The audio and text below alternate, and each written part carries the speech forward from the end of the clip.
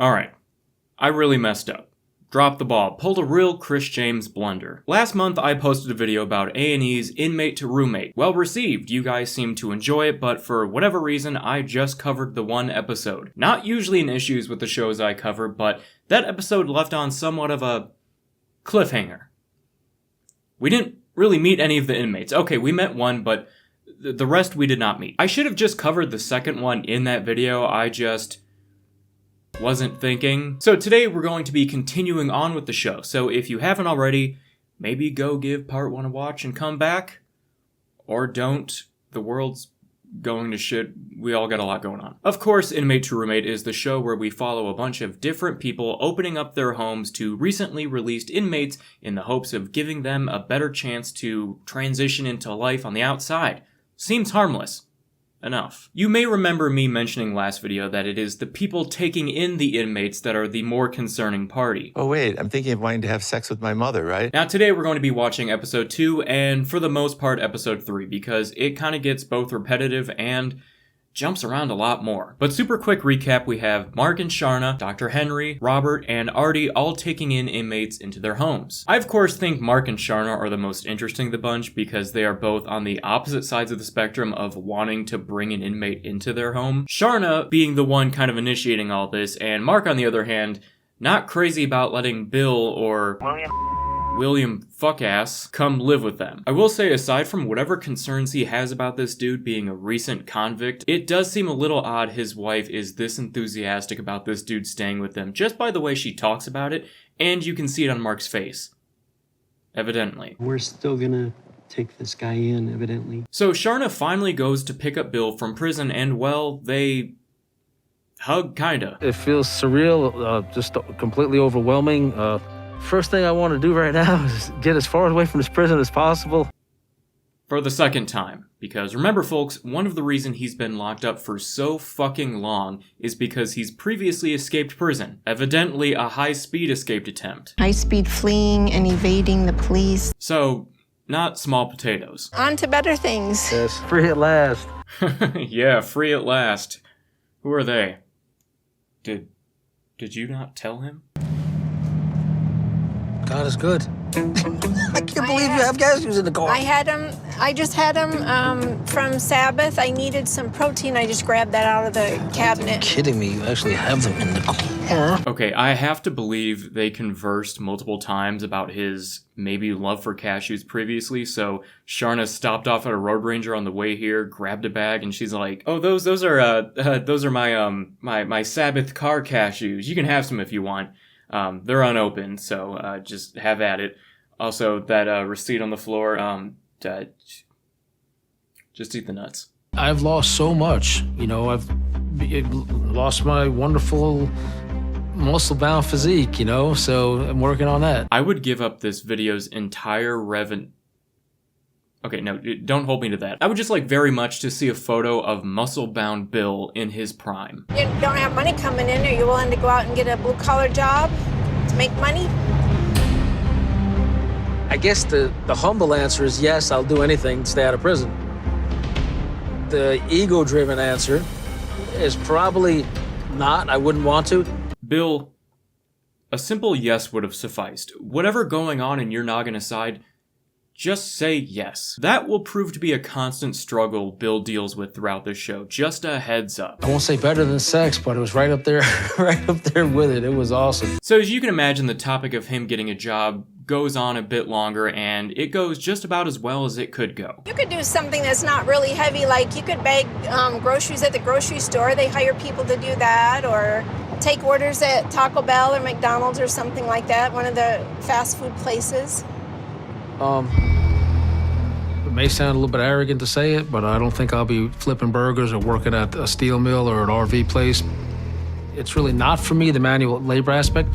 I'm more of a hustler, a dreamer, and I think everything's gonna work out just fine. That answer alone puts Bill high on the list for those going back to prison by the end of the season. I know the things that Bill has done in the past, and I can definitely look past them because I know he's a different person now. He has studied his Bible, given his heart to the Lord, and he's not the same man he was. So after getting more confirmation than we already had that it is probably not going to work out with Mark, Sharna, and Bill, we move on to Dr. Henry and Darquavion, who will from here on out be referred to as DQ. Getting a phone though, boy, I feel like the man. Tell little thotties I'm home. Something tells me this man is going to be a menace when he finally reinstalls Instagram. You want me to FaceTime you? Well, I don't know how to FaceTime. Got an iPhone, and I don't even know how to work it.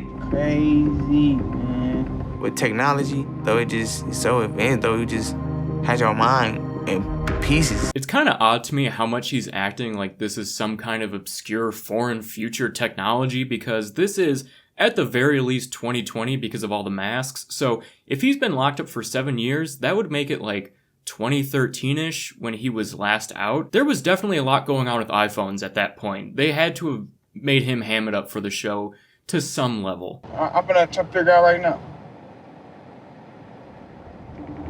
Some manager at a Dairy Queen just like, who the hell keeps trying to fucking FaceTime me? She not answering, man. I need you to call my probation officer like right now. I honestly don't know what the issue is here. He has to contact his PO by 4. He seems to be doing everything correctly, and they're just not answering for some reason. Like, they cut to his parole officer. Look, Darquavion has to contact me by 4, or he's going back to prison. Basically... Oh, this guy keeps trying to fucking FaceTime me. Sorry. Anyways, he's on thin ice. Download what, ma'am? Google Duo? You wanna have Google Duo downloaded on that phone? I was gonna say, does anyone even have Google Duo on their phone? But then I realized that it's an old version of a current app that most people without an iPhone probably have. Go ahead and try that.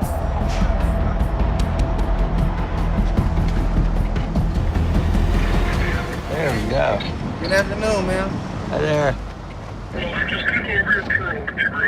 Okay, well, thank God that didn't turn out to be anything bad, because I really want to see what hijinks DQ gets up to on the outside. Now, after that edge-of-the-seat action, we get to check in with Artie, who will be taking in Javon. My name is Javon.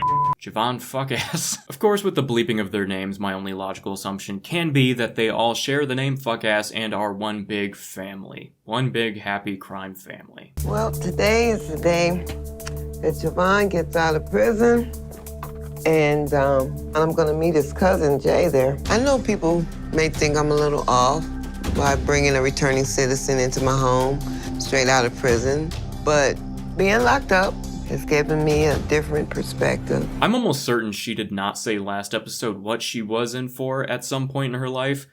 No way to tell. But what if it's something really fucked up and she's like, look, I gotta make amends by all means necessary. And believe you me, going on A&E is definitely in all means necessary. Javon has sold weed. Javon has sold coke. Javon has sold heroin. Previous times when I've talked to him, doing his bits or whatever, he seemed like he wanted to go back and live his life the way he was living it.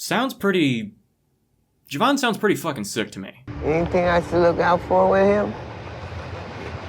I would say this, if he starts to like display an antsy attitude, Okay.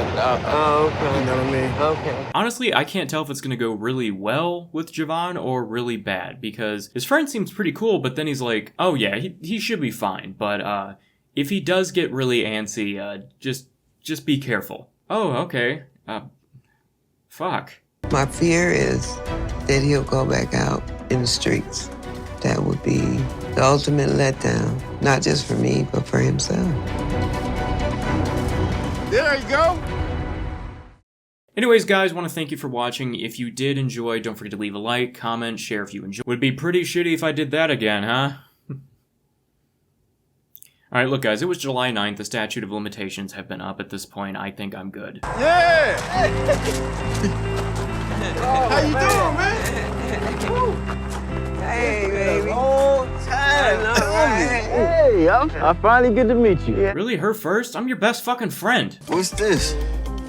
I think some chicken. I think they got your chicken. Thank you. And it's the best chicken I'm about to have in 3 years. Isn't it like 8 or 9 a.m. in the morning? Where did they get chicken at this time? It's either some truck stop chicken, or he got that shit yesterday and he's like, yeah, it's been sitting in my car, so, with caution. This is your room. Okay. Pretty nice house. It's your bed and everything. Oh man, that's nice. Yeah. Oh wow, this is really nice. My cell did not have a dollhouse. I know that for sure. Okay, I know a minute ago I said I wasn't sure how this was gonna go, but so far, this seems to be the best pair-up we've seen so far. We've also not seen many. You want a drink or something? Something cold to drink? Like right now, I really got something I gotta do. Like I said, I got a lot of people I gotta see. I gotta go see my mother and stuff first, though. I thought we was going to talk for a while, you know? Yeah, we'll get to that. We'll talk, but like I so said, now you're not going to right brush me off, huh? Alright, I get her wanting to spend some time with him, but like, the dude just got out of prison. Let him go see his mom, come on. Javon leaves to go see his mom, and Artie's just on speed dial with his parole officer. So now back to our faves, Mark and Sharna and Bill. We get to finally see him meet Mark, and he is still not very sure how he feels about this. No, we know how he feels about this, but it's just not good. This is my room that I'm staying in. Yeah, at the moment, we're staying in separate bedrooms. So you guys sleeping in different rooms because you're fighting or something, or? Are we really surprised? Look, couples sleeping in separate beds or rooms can be a sign that things aren't the best and they're drifting apart. I've seen plenty of that. But it's also becoming more normalized for couples who just can't get good sleep with another person in bed. That's also a thing. Mark and Sharna have just decided to handle this in probably the most awkward way possible, as they often do for everything they can. All right, one more room, and that's your room, Bill. I'll let you do the honors. For a second, I thought they were going to have Bill Harry Potter it up for his sleeping situation, because I wouldn't put it past Mark to just throw Bill underneath that staircase with a cot. Now, going into Bill's room, I do have to say, a lot to unpack. Wow.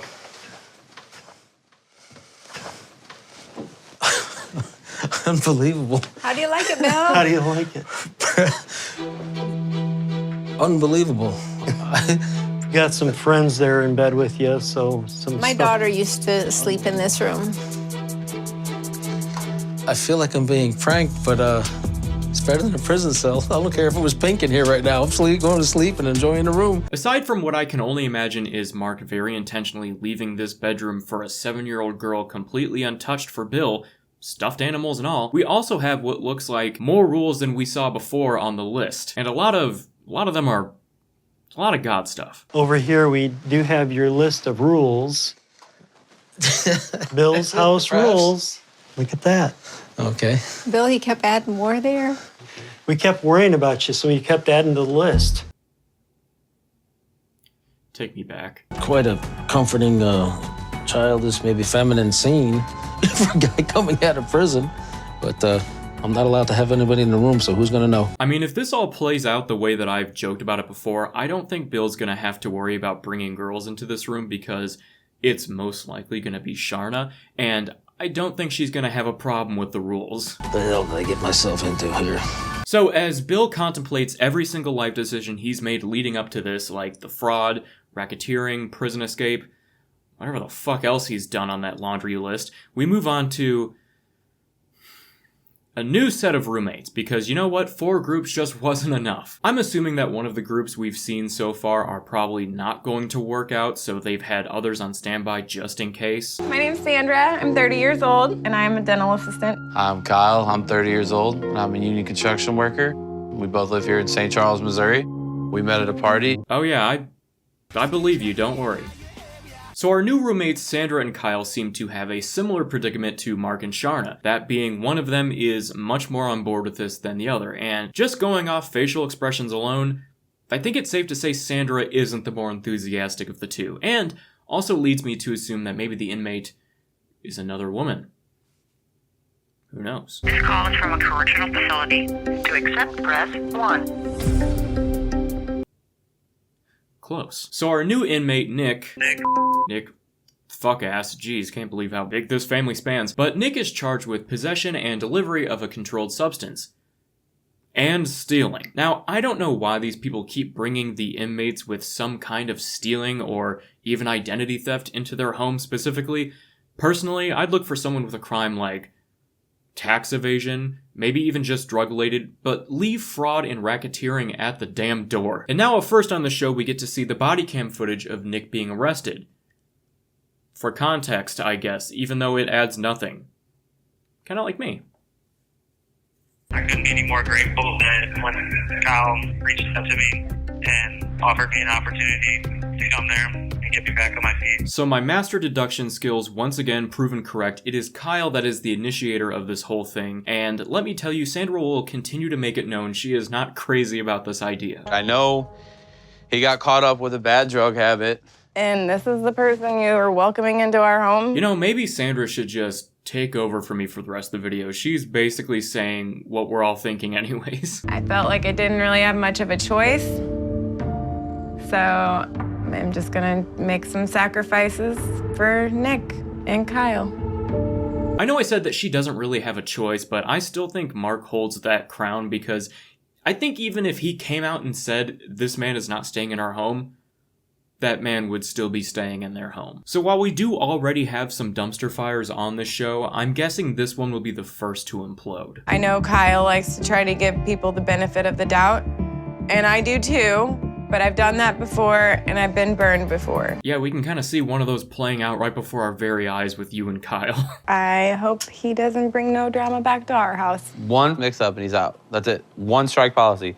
I'm writing a rule board out. We're gonna stick it on the wall in his room. This isn't a permanent thing. This isn't a party spot. Sandra really is in a perpetual state of making that one face and absolutely no others. Me and his dad used to go hunting and stuff all together. His dad taught me everything I knew about hunting. I know it messed him up when his dad died. Got the phone call his dad died. I think the only thing that is keeping Kyle from being the absolute bad guy in this situation is the fact that Nick is the son of someone who is very close to him. That's about it. So now we check back in with DQ and Dr. Henry as they get a bite to eat with some of DQ's family members and get more of an idea of what he wants to do now that he's been released. And it's basically just more of what we've been seeing brewing up with him basically saying, look, Dr. Henry, I respect you and I want to make all this count, but honestly, I might fuck this up. And then all of his family members saying, I mean, yeah, he's a really good kid and he wants to make all this count, but he might fuck this up. You can't want more for Darquavion than Darquavion wants for itself. Now, after not seeing much of him recently, we get to finally see what's going on with Robert and inmate Aaron, and I really can't tell how that's going so far because 36 minutes into episode 2, we still have not seen or heard from Aaron. At all. And after Robert pulls a, hey Aaron, I wrote you but you still ain't calling, it becomes pretty clear why they added Sandra and Kyle because it looks like the whole Robert side of the show is not going anywhere. And I really do feel bad for Robert because he really did want to help and seems genuinely hurt and kind of upset by both Aaron and Aaron's mother basically ghosting him leading up to him getting out. It'd be one thing if Aaron was like, yeah, I changed my mind, I'm just gonna tough it out in a motel for a while, but instead he just ignores Robert, which is obviously worse. Now, last time we saw Javon was after leaving Artie's house to go see his mom. Seemed harmless enough.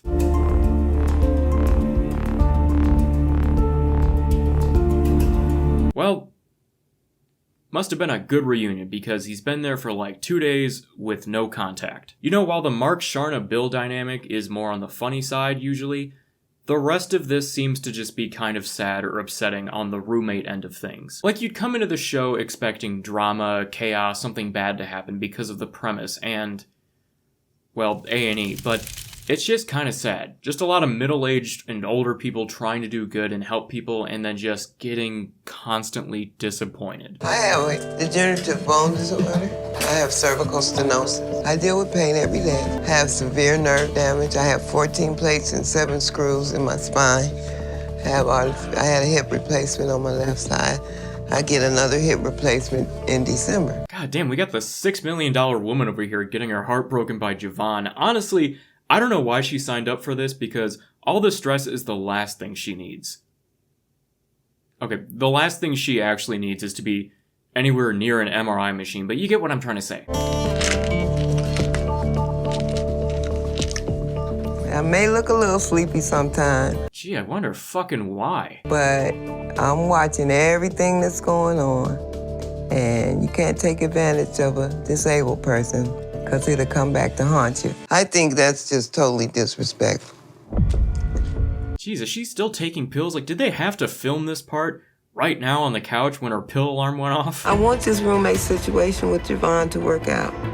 Still no phone call, no text, no nothing. No Javon. Well, that was disappointing, and we won't find out what happens until the next episode, which I will now be covering. Kind of, because I was going to do a full breakdown of the third episode, but it really does get repetitive, more so than it already has so far. We're going to try and breeze through this a little bit more than usual. Thankfully, we start off strong with Mark and Sharna and Bill as they sit down to have what I hope will be a pleasant breakfast. Heavenly Father, we are thankful for Bill, his newfound freedom. While they have their heads down praying, Bill's just off to the side writing down their credit card numbers. I've been very unsure this whole time of whether or not this will work out in the long run with Bill. I may not be the best at reading people, but I can tell you for sure Sharna is not looking up at Mark with admiration while saying this right now. I thought we were baking bacon.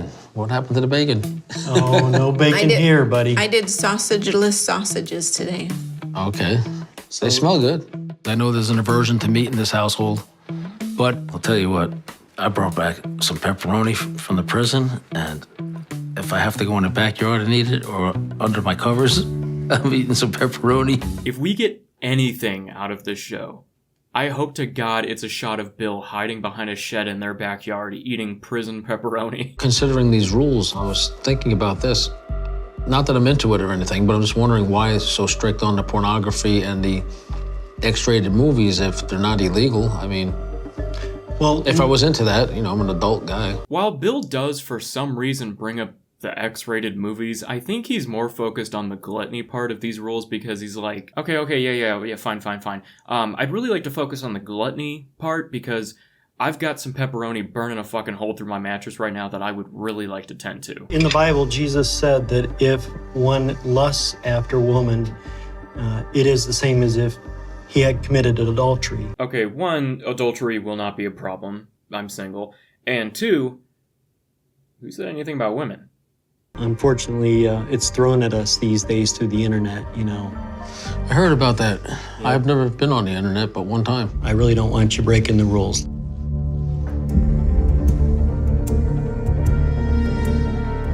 Well, I'm looking forward to getting on the internet. Alright, I'll say we made a lot of headway with these guys. We find out Bill is absolutely fiending for some pork, and also, once he gets access to the internet, he's probably going to be a major problem. I told my brother and my uncle that I was gonna move in here, and they was like, you sure? Are you sure? Have you seen the dolls? Yeah, I'll keep that in mind. Okay, very good. Now, the next segment that we're going into is a little messy. And so just try to deal with the fact it's messy because it's changing. What the hell is this? Okay, a lot to unpack here. More so a lot to fucking pack up by the way of how this shit looks. If I were DQ, I would be out the damn door. The only way I'm staying in that room is if we install a fire escape so I don't have to walk through that disaster of a house. I mean, I knew it was pretty bad from what they showed us early on in the show, but seeing more of it now, it's worse than I remember, perhaps. But definitely not something you want to be introduced to as your new living space for the indefinite future. It's a giant gift pile. Thank you very much. Yeah.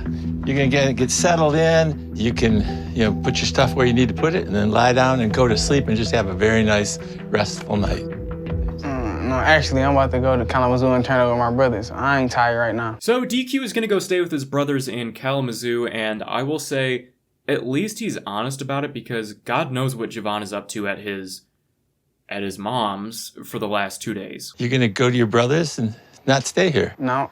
Can you go to Kalamazoo with your parole and all that? Yeah, I can go. I just can't go out of state unless I ask my parole. Okay, well so you'll be back in the morning? Yes, sir. Yeah, I'm gonna go to my brother's and we're gonna turn the fuck up. I'll be back in the morning, so don't worry. Also, I'm not wearing whatever the fuck is in that box that I can only assume is riddled with bed bugs. Oh, also, I forgot to mention, this episode is titled, I Can't Do This Anymore.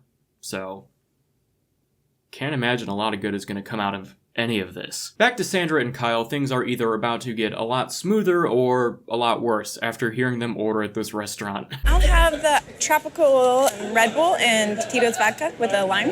I will do a Budweiser and a shot of Rumpelmans. Yeah, Kyle's having himself a drink, and Sandra's having what will probably be the equivalent to 3 drinks. I'm assuming to make this pill of a predicament easier to swallow. I've dealt with people who've used in the past, and I know what it sounds like, I know what it looks like. I can see that from a mile away because, you know, I used to date somebody who had a drug problem, and he's now dead because he couldn't quit using. Way to kill the mood, Sandra. So while it's completely understandable for her to not be on board with this in general, adding in her history with other people she's known that all of this comes from a place of concern just makes her even more justified. Switching back to Artie and Javon, he has finally returned after 2 days and both parties are not happy with each other. Artie obviously isn't happy he was gone for 2 days with no call, and Javon is not happy because Artie is not happy with him, which, like, I can understand wanting some freedom after being locked up for so long, but, like, dude, you could have called. You could have even texted her once. I'll probably be down about a half hour, 20 minutes or something like that. I just want a little time to myself.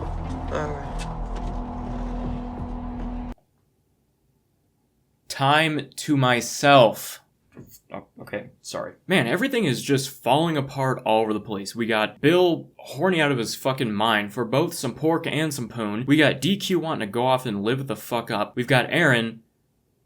Well, we don't really know what's going on with Aaron. At this point, nobody knows what's going on with Aaron. We got Javon really upset about something he shouldn't be that upset about. And then Sandra concerned about this whole thing before it even starts. So I guess Sandra and Robert are kind of in the same boat right now. And we're only 18 minutes into this episode.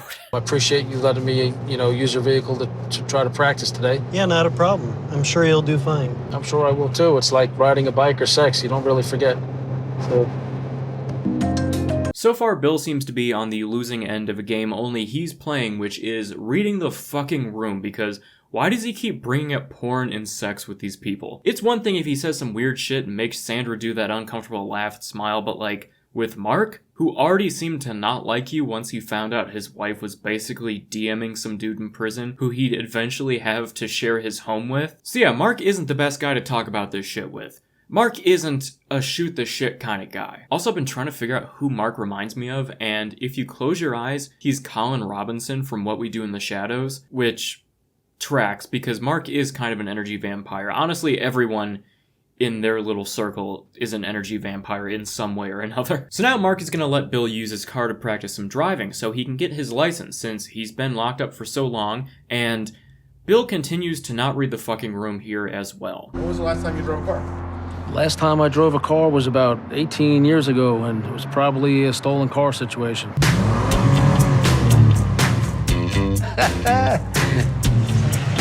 Whoa! What are you doing? Brake. I don't think I'm ever going to let Bill behind the wheel of my car again. I think that Shauna and him need to lighten up, and Mark needs to, after that trip, probably wash his underwear. I don't know what Bill's plan here is. I honestly can't read the fucking guy. I don't know if he wants to live here with them or if he wants to get kicked out because he's not doing a good job saying on anyone's good side. Now, very quickly, we are back to Artie and Javon. Like I said, this episode really is more back and forth than the other ones. Things with them seems to be getting a little bit better after they both had time to cool down. I made mistakes. He's making mistakes. People make mistakes. But my eyes are wide open. Believe it. Hey, Mom. Hey, baby. How are you? I'm good. My son, Steven, really doesn't like the idea of me letting Javon stay with me. I'm just here to make sure, you're just respecting her, respecting the house, everything, you know what I'm saying? I just don't want no out of line, nothing, Yeah. It's all the respect thing. Understandably so, Artie's son isn't the most enthusiastic about this whole thing, and when he expresses it, Javon responds the way he seems to respond to a lot of things, apparently. I understand where you're coming from, young blood, but, I'm a grown man. I ain't gonna be walking on no eggshells. Like, yeah, you are a grown man. that was also just released from prison and is staying in his mom's house. Maybe now's not the best time to assert yourself. If, you know, I can't stay here and get along with Steven and Art decides to put me out, that's gonna put me in the situation. You know, I'm gonna say it. I don't love the vagueness of that statement. I'm gonna show respect, man. As long as I'm giving respect, you gonna receive it, you know? Right. Mm-hmm. Who wants more chicken? So after Bill puts a few years of wear and tear on Mark's car, they're both still in the car. Bill not behind the wheel. Thank God. Yeah, so here's downtown Elkhart. As you can see, this is downtown with its many posted speed limits. What interstate is that there? 20? That would be 20 bypass, yeah. We're not leaving the county, are we? Nope, we're not leaving the state either. Alright, Mark, at some point, it's time to come to terms with the fact that some vests are just too puffy. That collar is about to give you a black eye if you brake too hard. Today, I'm going with Bill to buy a smartphone. I haven't seen a smartphone really ever. Yeah? And I've been in prison the last 18 years. Oh, wow. Pawn shops usually lock up tight when I'm around. Oh, don't worry about Bill. He just likes to say the worst possible thing to whoever is in front of him at any given moment. I see you have a lot of nice jewelry here. Some engagement rings. And maybe we could turn them in one day for a nice ring. Yeah. When you're ready, come see us. We'll fix you up. Okay. I haven't told Mark and Shauna about my girlfriend Mary, who I met over the phone while I was in prison. With all their restrictions and rules, I'm not sure what they'll think about my relationship. All right, well, I guess maybe he might be bringing someone up to that child's room he's residing in. Also, maybe Sharna's getting a bit jealous. I'm reading too much into this fucking shit. Okay, so while not a lot happened with Bill and Mark compared to the last time we saw them, major developments with finding out he has a dame, who we will maybe see later on. If she's real. I see it up on the hill, do you? That big building up there? Yeah, the one up there. Gotta be it. Compared to the other prisons we've seen so far in the show when they're picking up their roommate, this is the most Shawshank Redemption looking prison we have seen yet. And what's your name? Kyle. Okay, I think we have listed for picking him up. Okay, so we've got Hudson from Black Ops 1 meeting them at the door to pick this guy up. The numbers, Mason. There he is. Yeah. What if Nick gets out after only being in for 2 years and he's just as ignorant as everyone else who was locked up for much longer about technology and the world around them? And he's like, what is this? How do I work this thing? Nick, you had an iPhone 7 when you were arrested. What the hell are you talking about? It's real. It's been a long time coming now. I've had 2 birthdays here. I'm finally out of this place. I cannot wait to put this behind me and get on to some new, better things. I'm gonna do things right this time. Yeah, I think if there's one inmate out of this bunch that is not like the others, it is Nick. He was in there for only 2 years. I say only. 2 years is still a long time, but compared to the rest of the gang, nothing. And he seems like he will probably have no problems here. Unless, of course, he does start using again, which in that case, probably. So after Bill gets his new phone, he has what hopefully is a nice lunch with Sharna. You know, I could eat the whole menu. Do you need to? Oh dear, do you need to? You big fat pig? I think I was going for a chicken patty with pepper jack, Swiss, and provolone. Okay. Jesus fucking Christ. We don't usually triple up on the cheeses, but what the fuck ever, I don't care. Bill moved here knowing we were vegetarians. His letters before he got out was that he's going to be so happy to have all the vegetables and fruits and a vegetarian diet. His stubbornness is definitely a bad thing in a living situation. All right, while Bill going 3 cheese on that chicken sandwich maybe isn't the best for him, you can only restrict this man's life so much living with you. Like, you can encourage your vegetarian lifestyle, but we have to draw the line somewhere. Maybe with that sausage that's rotting in your daughter's old bedroom right now. Waitress is kind of cute. I'm just kidding, Sharna. But I guess coming out of prison, all women are cute and beautiful and wonderful. Alongside Bill putting his fucking foot in his mouth any chance he can, he especially doesn't read the room well and take hints from Sharna's constant hints of silence and uncomfortable faces like, Sharna looks deeply uncomfortable every time I start talking. Maybe if I keep talking, I can probably get through to her. He doesn't need to be making inappropriate comments about other women being pretty. Alright, Sharna, come on. He said the waitress was cute. To you. Once she left. It's not like he whistled at her and called her toots. It's good. Do we have to do an intentional zoom in on every fucking bite he takes? But back to the theme of this episode, disappointing the people who let you live with them, DQ is not back the next morning when he said he would be. It's way past the time he needed to be home for his interview, and Dr. Henry cannot get a hold of him at all. He's talked so much about how much when he got out he just wants to find a job. He has no way to find one, except that then I hooked up with someone who could give him one, and he has an interview, and he's not back for it yet. Now, aside from the squander Dr. Henry has introduced to DQ's life, I will say he has probably done the most with setting him up to succeed out of anyone on this show, literally securing him a job interview, so DQ's kind of fucking up here. Everyone who gets out of prison is set up to fail. So what do people getting out of prison need? They need to have a plan, one that really matters. Well, I'm worried that he has not been well prepared by the prison system for getting out. And it's hard for me to see that and know he's struggling and know there's nothing I can do. And we're gonna have to be careful.